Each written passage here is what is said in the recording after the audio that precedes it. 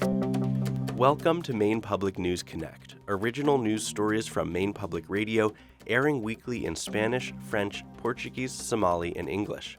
I'm your host, Ari Snider. Today is Friday, July 19th, and here are the week's top stories. Maine's federal lawmakers expressed dismay and horror at the apparent assassination attempt of former President Donald Trump in Pennsylvania last weekend.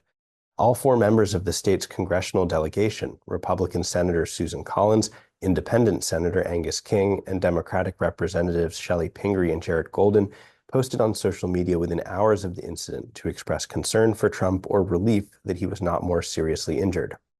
Trump, the Republican presidential nominee, was shot while speaking at a campaign rally. Police shot and killed the suspect.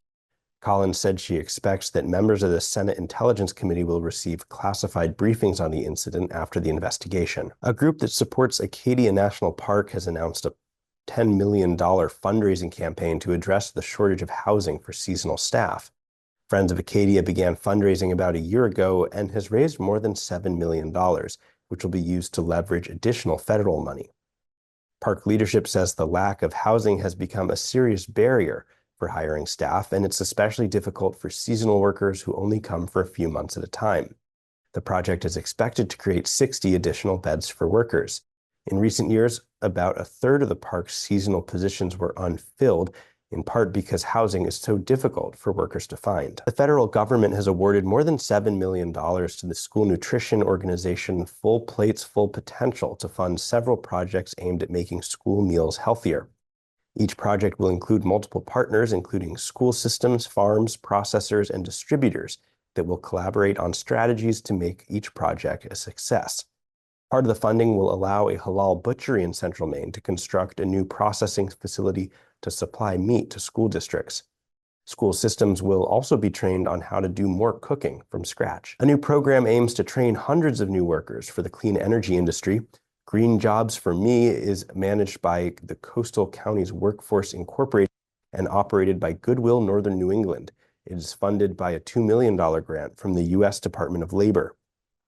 The initiative will offer subsidized training, apprenticeships, and degree programs to job seekers and help connect workers to employers. The groups plan to train more than 300 workers over the 5-year program. Jobs include everything from entry-level laborers to project managers. This has been Maine Public News Connect. We'll see you next time. Thank you to our excellent community partners for supporting and contributing to this program. Maine Public News Connect has been made possible by individual supporters and foundations from across Maine, as well as cPort Credit Union, Hannaford Supermarkets, IDEXX, MaineHousing, Coastal Enterprises, Cover Me, the Sam L. Cohen Foundation, Koo and Patricia Yuen, Maine Health Access Foundation, and the Maine Department of Health and Human Services. Maine Public News Connect is made possible by Koo and Patricia Yuen, committed to bridging cultural differences in our communities. Juntos. Ensemble. Warajir.